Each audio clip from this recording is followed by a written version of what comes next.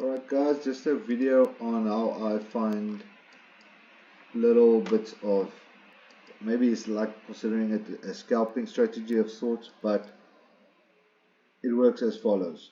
So what you will do is you go to your indicators, you look for your sessions. This works very well with the indices as well. Now you're going to move back to your 5-minute time frame. You can go to the 1 minute as well, but I want to show you how nicely this thing looks. Let's go back test this thing. So especially with US30 it tends to work quite nicely. You will see that London session tends to create a high, and especially if it's in consolidation. So you can see the session, just this block is what happened from the open of London till the end, and you will see that London creates a high and New York has a tendency to break the highs and then to come down quite a bit. So I mean, if you're looking for a simple way to approach, that's 1,200 points. That's easy money already right there. London didn't break any recent thing there. Same thing happened here. Highs of London actually came back up. A lot of people would have sold right there, which was fine, but check what happened. It came back up, broke these highs, and actually cleaned out all the stops, and it went for untested little supply right there. Demand zone is at the bottom, supply is on top. It went for that little last candle there. So, and it broke down. Let's see what happened. So you could have targeted potentially from there. Let's say give yourself space. If it breaks these highs, sometimes it does take out these previous highs as well. Just barely, you can take it up and you target the lows. So 1 to 7 trade right there, but the moment you see this thing is starting to pin, we can look at it on 3 minutes as well. Let's go find that trade.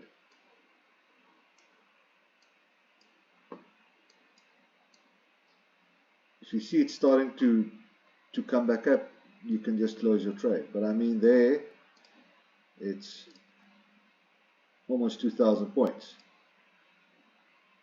Easy strategy.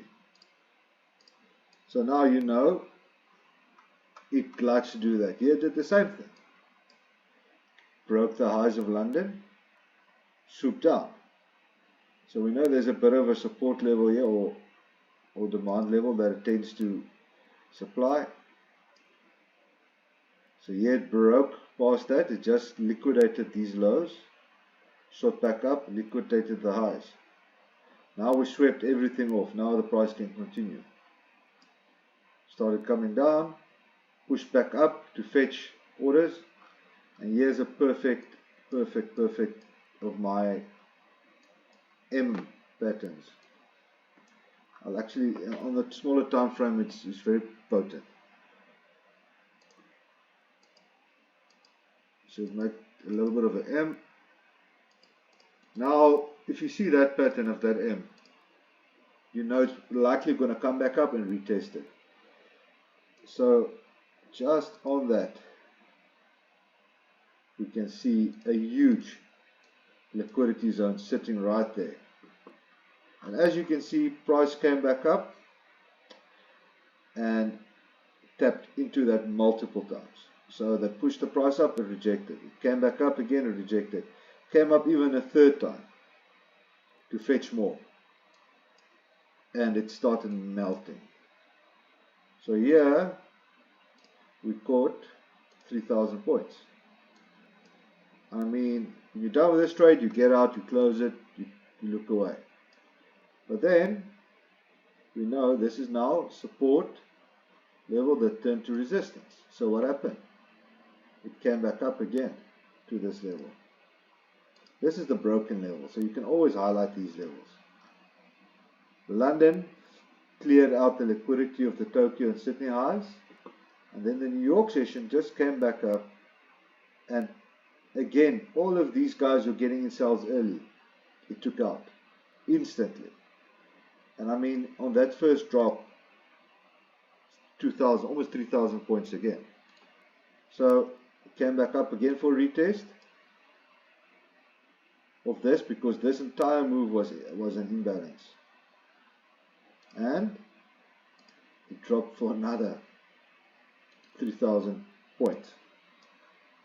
And this is where it got interesting yesterday. I saw a bit of an imp pattern playing out, and this is how I actually took money out of the market as well. Untested supply zone, came back up and created its own little M, tested the neckline and broke. And here when I saw it's failing, I fortunately got out just in time, because news broke of some big earnings on Meta, and this thing shot up. So it created another M-shaped pattern. So I'm expecting price now, during London especially, to come back down and test this supply demand right here. So it's a supply zone that turned to demand. So let's see, maybe it breaks it. If you take your sessions off, you will also see, if you're looking at the hourly time frame without the sessions, that how the liquidity, even looking at the candle structure itself, and this is actually a very good trick. Everywhere you see rejections like that is a good sign of where liquidity sits. Just barely looking at it like that, you'll see that rejection, and it comes back up to fetch more and it will reject. It did the same thing here. So last night I entered a short position, a very small one with a tight stop loss right there, and I'm proceeding down. And just a matter of fact, there's a bit of interruption candle right there as well. So let's see if price goes down to there. Comparing this to a pair like the Nasdaq, we can have a look at it as well. Nasdaq tends to move more erratic. This is the 15-minute time frame. So here we broke and scooped a bunch of liquidity above previous highs. But as a matter of fact, if you're looking at it from the 4-hour perspective, you can still see the candle closures, that this is a massive supply zone. So that news that broke pushed the price all the way up back into the supply zone, and I'm expecting it to still boil down, because we've got an untested demand zone right here. So if you're looking at it from a range as simple as this, you can, and that line will be our supply and demand, as well as here. You can see our price rejected. It broke past, retested it. So anywhere you see a move that has caused price to move down, so this movement over here caused price to move down, this upward movement has caused price to move down. So we are still in this range over here, and we saw we broke that. So now we can see, yeah, maybe it faked us out at the bottom, but maybe this is a fake out as well. We're still within this range over here. So based on that, and even looking at the daily structure, we can still see lower highs being formed. This high has not broken through yet. We can still see lower lows. Yeah, it started, but it still hasn't made that. So I'm expecting price to still potentially come down. There's no confirmation on it yet, and that will take quite a bit of time. So neither are we bullish or bearish on the daily time frame on a recent price action. Surely it will be dumb to go and buy here, because you've got no confluences. Chances in this range is high for it to go down still. So in the game of probabilities, we'll look for sells. Um, it is going down. I see a massive rejection from the zone and a huge imbalance. So at least previous resistance tend to support. So maybe here on the 1 hour. But then again, if you understand how liquidity works, it created a series of or a channel of lower highs and lower lows. And if you just understand this concept, that this was a change of this channel already. So over here we tapped into some form of an order, and I can identify this bounce level. If I trace it back, you can see here is what I define as a breaker block. So this block over here, price moved down in order to go up. As you can see, the formation of these candles are very strong. They've been pushing down aggressively and gradually going up. So this block over here that got broken is also seen as a bit of a order block, and they define that as a breaker block. So tap into the breaker block and cause price to move out of this downward channel. Now I'm expecting price to fill this imbalance, and from a higher time frame, the 4-hour time frame or the daily, we can see this is a supply and demand. So until we don't break this level, we can potentially see a breaker block to the upside as well, but we don't know yet. So what we are looking for is just to fill this imbalance. Potentially we can be looking for longs from over here. Now we can see a good risk reward ratio. We can see that price might jump up here, and we can maybe target that level over there. So that's a 6-to-1 on a daily. So you can enter a small trade and you can forget about it. We are already seeing big rejection, but maybe we must be careful of this levels over here that has been wicking into to move down.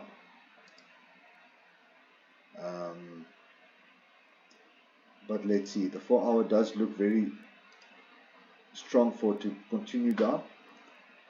15 minutes also. Another confluence that I do use as well is looking at the dollar index. So the dollar index currently, I've seen a bit of the same sort of pattern, a downwards channel where it broke out, and we can potentially see it reaching into this broken support that is potentially turned to resistance, or a supply flipped to demand flipped to supply.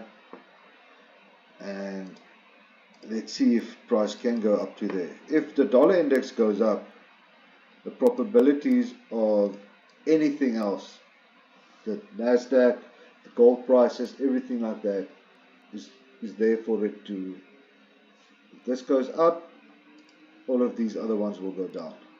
And we can see strong. Obviously we know that the dollar is the most used currency in the world, the strongest economy in the world. And even though they're talking about going over to Chinese yuan or whatever it is for world prices, I don't think it's likely to happen. The world will not just get rid of the dollar so easily. So there's other currencies in the world obviously as well, like the yen. There's some policy updates. I'm expecting all of these things if you're looking at UJ. So that's the dollar versus the yen. This will continue to rise. And potentially, we need to be careful here. It broke out of this channel, and it still has a lot of room to go up. But there's still a massive imbalance right here that might get filled. So there is space for it. And then Obviously there is quite a lot for price to happen over such a long term. It's not easy to predict, but breaking of trends is a real thing. We could continually see, because that's where the liquidity sits. A lot of people will think sell on the trend or buy on the trend until the trend breaks. That's actually how they stop a lot of people out. So right here, even these lows, you might still see this price to be tested. GJ tends to follow UJ, and this thing just broke out of a massive level here, but for the past couple of months I've been treating this zone as a supply zone. So let's see if price can break through this zone. I'm still on the higher time frame looking for sells anywhere in this area. Potentially this was a change of character right here. So from the high to the low, we can potentially still see price push up to this level, 169, before coming down.